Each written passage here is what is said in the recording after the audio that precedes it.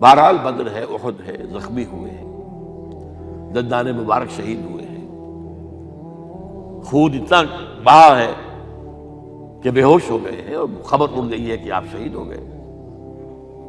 یہ سب کچھ، اور سب سے بڑھ کر حمزہ کی لاش سامنے آئی. کیسی لاش؟ ناک کٹی ہوئی ہے، کان کٹے ہوئے ہیں، پیٹ چاک کر کے کلیجہ چبایا ہوا ہے. کس طرح برداشت کیا ہوگا آپ نے؟ اپنے اوپر تاری کر کے دیکھیں. یہ حمزہ کون ہے؟ چچا ہے، دودھ شریک بھائی ہے، خالہ داد بھائی ہے، ساتھ کا کھیلا ہوا ہمجولی ہے، اور اس کی لاش ہے. جو قلب اطہر پر بیت رہی تھی وہ مدینے میں آ کر ایک ہمارا ماحول بدلا ہوا تھا، تب وہ بات سامنے آ گئی. جب آپ مدینے واپس تشریف لائے ہیں تو ظاہر بات ہے کہ زیادہ انصار کے لوگ تھے جو شہید ہوئے تھے. بدر میں مہاجرین تو میرے خیال ہے 4 تھے نمبر کے اندر، 3/4 تو انصاری تھے. اسی طریقے سے احد کے اندر معاملہ ہے.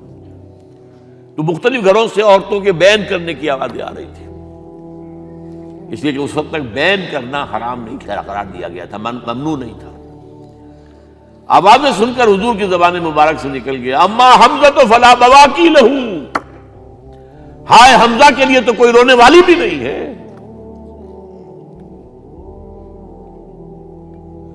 اس پر پھر صحابہ نے، انصار نے اپنے ہاں کی خواتین کو حضرت صفیہ کے یہاں بھیجا. وہ سگی بہن تھی، وہاں انہوں نے جا کے بھی تعزیت کی بہن کی. غزوہ احزاب کا آپ نے سن لیا، اسوہ رسول پر نہ معلوم کیا کیا باتیں چیز لوگوں میں مشہور ہو گئی ہیں.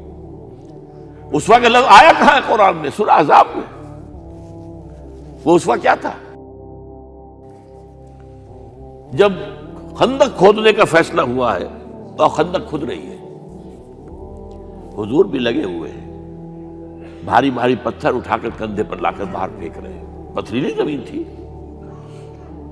ایک پتھر کسی سے ٹوٹا نہیں تھا، تو حضور نے جو ہے 3 دفعہ جو اس کی ضرب لگائی تب ٹوٹا ہے. لیکن یہ کہ کئی دن کے فاقے ہو چکے تھے، کھانے کو کچھ نہیں، پورا محاصرہ تھا، 12,000 کا لشکر گھیرے ہوئے. یہاں تک کہ آپ کو معلوم ہے کہ گھروں کے اندر بیت الخلا تو نہیں ہوتے، باہر جاتے تھے قضاء، اس کا کوئی امکان نہیں. شدید ترین آزمائش جو ہوئی ہے اس کا نتیجہ ایک طرف یہ نکلا کہ منافقین کا نفاق ان کی زبانوں پر آ گیا. قرآن مجید میں ہے یہ انہی آیات میں، ما وعدنا اللہ ورسولہ الا غرورا، ہمیں تو اللہ اور اس کے رسول نے دھوکہ دے کے مروا دیا. ہم سے کہا تھا کہ قیصر و کسریٰ کے خزانے تمہارے قدموں میں آئیں گے، اور حال یہ ہے کہ اب رفع حاجت کے لیے باہر نہیں جا سکتے، کھانے کو کچھ نہیں. اس وقت کچھ صحابہ آئے ہیں حضور صلی اللہ علیہ وسلم سے. دیکھیے فاقے سے قبر دوہری ہوئی جا رہی ہے، ہم نے اپنے پیٹوں پر پتھر باندھے ہوئے، چادروں کے ساتھ پتھروں کسا ہوا تاکہ قبر سیدھی رہے. حضور نے اپنا کرتا مبارک اٹھا کر دکھایا، 2 پتھر بنے ہوئے. یہ ہے اسوہ، یہ ہے آپ کی سنت، آپ کا اسوہ حسنہ. لیکن اس اسوہ حسنہ سے فائدہ کون اٹھا سکتا ہے؟ لقد کان لکم فی رسول اللہ اسوۃ حسنۃ لمن کان یرجو اللہ والیوم الآخر وذکر اللہ کثیرا. اسوہ تو اپنی جگہ ہے، قرآن میں ہدایت سب کے لیے، ھدی للناس، لیکن فائدہ اٹھائیں گے صرف متقین، ھدی للمتقین ہے سب کے لیے.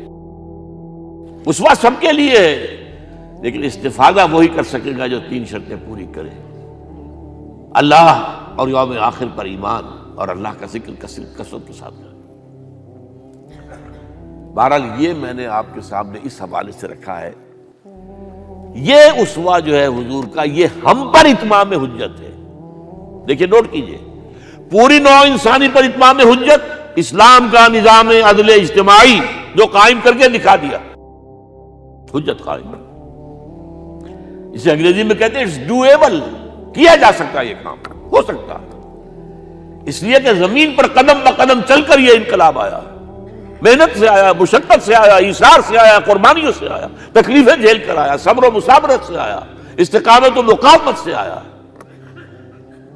یہاں پر معجزوں کی کار فرمائی نہ ہونے کے برابر ہے۔ یہاں دھوپ سے بچانے کے لیے کوئی اللہ نے صاحبان نہیں دیا، ظل اللہ علیکم الغمام، اور بھوک سے بچانے کے لیے من و سلوہ نازل نہیں ہوئے۔ غزوہ تبوک میں ایسا بھی ہوا ہے کہ 3 مجاہدین کا 24 گھنٹے کا راشن ایک کھجور، ایک نے منہ میں رکھی، کچھ چوس لی، کچھ گلوکوز چلا گیا اس میں سے، دوسرے کو دے دی، اس نے چوس لی، پھر تیسرے کو دے دی۔ من و سلوہ نازل نہیں ہوئے۔ محنت، مشقت، ایثار، قربانی، صبر، مصابرت، استقامت، مقاومت، یہ ہے اسوہ رسول۔